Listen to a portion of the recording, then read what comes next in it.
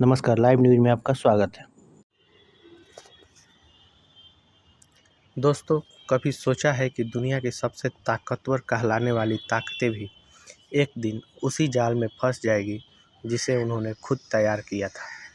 बात हो रही है अमेरिका और उसके पूर्व राष्ट्रपति डोनाल्ड ट्रंप की, जिन्होंने सोचा था कि भारत को टैरिफ के दबाव और धमकियों के सहारे घुटनों पर ला देंगे। लेकिन किस्मत का खेल देखिए, आज वही चाल उलट गई है और अमेरिका खुद परेशान है। ट्रंप ने जो जाल बुना था वह अब उनके ही गले पड़ चुका है। उन्होंने प्लान बनाया था कि यूरोप को भारत के खिलाफ खड़ा कर देंगे, लेकिन अब हकीकत यह है कि यूरोप खुद भारत के दरवाजे पर खड़ा है और हाथ जोड़कर साझेदारी की गुहार लगा रहा है। दोस्तों, इस पूरी कहानी को और गहराई से समझते हैं, लेकिन उससे पहले अगर आप यह वीडियो देख रहे हैं तो बस 1 सेकंड निकाल कर लाइक बटन दबा दीजिए और चैनल को सब्सक्राइब कर लीजिए। आपके लिए यह एक पल की बात होगी, लेकिन हमारे लिए बहुत बड़ी मदद है। दिल्ली में पिछले दिनों जो यूरोपीय यूनियन की टीम उतरी थी, वह कोई साधारण डेलीगेशन नहीं बल्कि टॉप लेवल टीम थी। उनका मकसद बिल्कुल साफ था, अरबों डॉलर की डील को फाइनल करना। अंदर की खबर कहती है कि 60% तक काम तो पहले ही पूरा हो चुका है और अब बस आखिरी मुहर लगनी बाकी है। सोचिए, कभी यही यूरोप भारत पर 50% तक का टैरिफ थोपकर दबाव बनाने की कोशिश करता था। आज वही ताकतें साझेदारी की तलाश में हमारे दरवाजे पर खड़ी है। यह है भारत की असली जीत और हमारी कूटनीति का कमाल। भारत ने पहले ही समझ लिया था कि एक ही ताकत पर निर्भर रहना खतरनाक है, इसीलिए नई डील, नए बाजार और भारतीय सामान को पूरी दुनिया में फैलाना ही हमारी रणनीति बनी। यही कारण है कि आज यूरोप की 12 सदस्यीय टीम सीधे वाणिज्य मंत्री पीयूष गोयल के साथ बातचीत की टेबल पर बैठी है और 12 सितंबर को ब्रिटेन के ट्रेड कमिश्नर मैगस ब्रूनर ने भी दिल्ली पहुंच रहे हैं। विदेश मंत्री एस जयशंकर से उनकी मुलाकात होनी तय है और आज रखानी यह चर्चा है कि डील कभी भी हो सकती है। इसका मतलब साफ है कि भारत का यह कदम अमेरिका के लिए सबसे बड़ा सिरदर्द बन चुका है। लेकिन दोस्तों, कहानी यहीं ख़त्म नहीं होती है। यूरोपियन यूनियन के एक प्रमुख उर्सुला वॉन डेर लेयन ने ट्रंप से सीधा सवाल दाग दिया। उन्होंने कहा कि अमेरिका खुद रूस से अरबों का व्यापार कर रहा है। सिर्फ 2024 में ही अमेरिका ने रूस से 5,278 करोड़ का यूरेनियम और प्लूटोनियम खरीदा है। क्या वो पैसा यूक्रेन युद्ध में नहीं जा रहा है? तो फिर क्यों अमेरिका भारत और चीन पर उंगली उठाता है? इस सवाल पर ट्रंप की जुबान बंद कर दी। उनके पास जवाब देने की हिम्मत ही नहीं बची, क्योंकि सच्चाई सबके सामने आ चुकी थी। अमेरिका खुद अरबों का व्यापार रूस से कर रहा है और दुनिया को नैतिकता का पाठ पढ़ा रहा है। यही है असली अमेरिका का डबल स्टैंडर्ड। अब वापस आते हैं। आज हालात ऐसे हैं कि दुनिया की बड़ी बड़ी ताकतें भारत को दबाने के बजाय अब हमारे हिसाब से चलने को मजबूर हो रही है, क्योंकि भारत ने साफ कर दिया है कि हमारे फैसले दिल्ली में बनेंगे, वाशिंगटन या ब्रसेल्स के इशारे पर नहीं। विदेश मंत्री एस जयशंकर ने अमेरिका और यूरोप दोनों को एकदम सीधे शब्दों में यही संदेश दिया है और नतीजा सबके सामने है। यूरोप जो कभी हमें टालता रहा, आज दौड़कर हमारे दरवाजे पर आ गया है।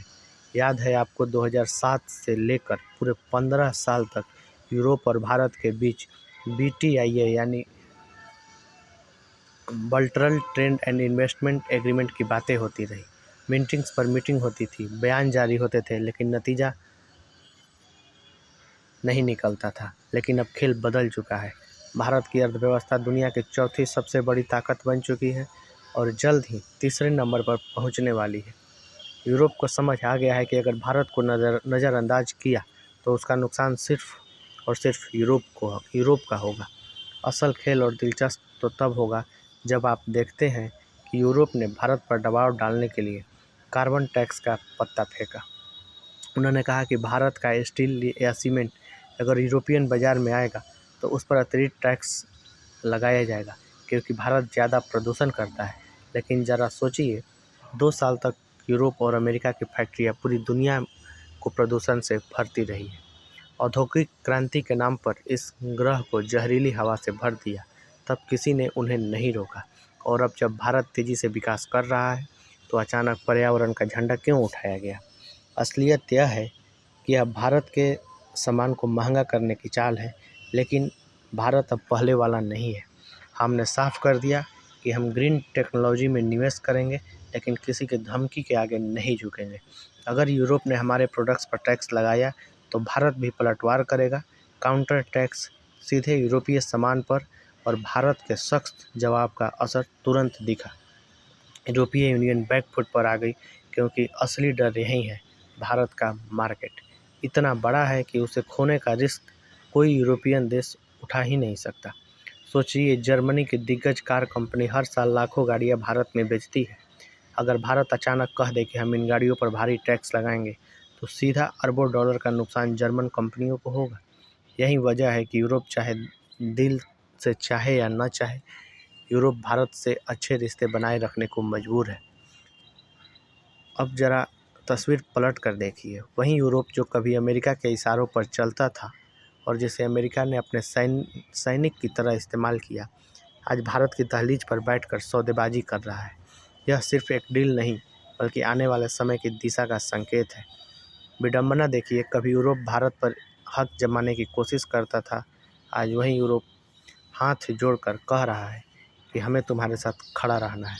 दरअसल कमाल यह भारत की रणनीति का है। यह ताकत सिर्फ तेल या व्यापार की वजह से नहीं आई, बल्कि गहरी कूटनीति का नतीजा है। अमेरिका कहता है कि रूस से तेल मत खरीदो, यूरोप कहता है हमें तेल चाहिए, और भारत कहता है कि हम वही करेंगे जो हमारे हित में होगा।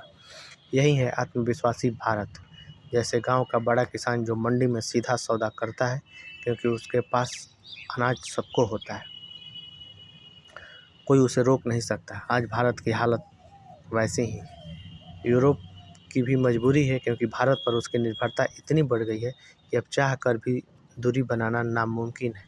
यूरोप की सबसे बड़ी चिंता सर्दियों के समय होती है। हीटिंग ऑयल, गैस और बिजली, पहले यह सब रूस से आसानी से मिल जाता था, लेकिन अब हालात बदल चुके हैं। रूस से सप्लाई आसान नहीं रहा, और अमेरिका का विकल्प महंगा और दूर है। अब सवाल उठता है कि यूरोप का सबसे बड़ा सहारा कौन है? जवाब है भारत। भारत रूस से सस्ता तेल खरीदता है, अपनी रिफाइनरी में प्रोसेस करता है, और फिर यूरोप को सप्लाई करता है। यूरोप को राहत मिलती है, भारत को मुनाफा, और अमेरिका बेचैन, क्योंकि असली डर अमेरिका का यही है। अगर भारत और यूरोप के रिश्ते गहरे हो गए तो उसका बिचौलिया वाला खेल खत्म हो जाएगा। सोचिए, अमेरिका के लिए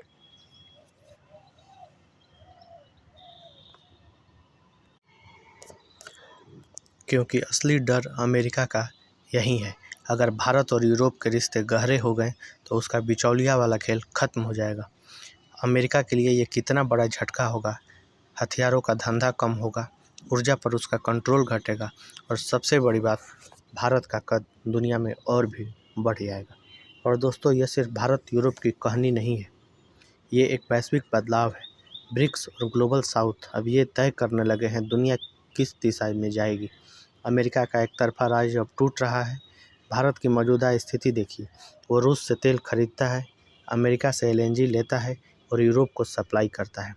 तीनों ताकतें रूस, यूरोप और अमेरिका चाह कर भी भारत से जुड़े बिना नहीं रह सकती।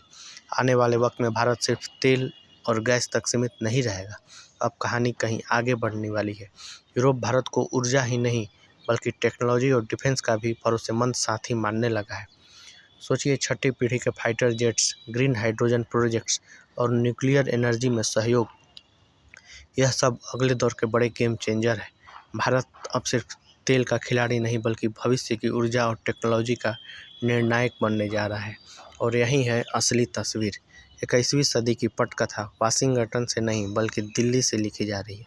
यही वजह है कि ट्रंप जैसे नेताओं के माथे पर पसीना है, जबकि भारत आत्मविश्वास से कह रहा है, फैसले हम लेंगे और दुनिया सुनेगी।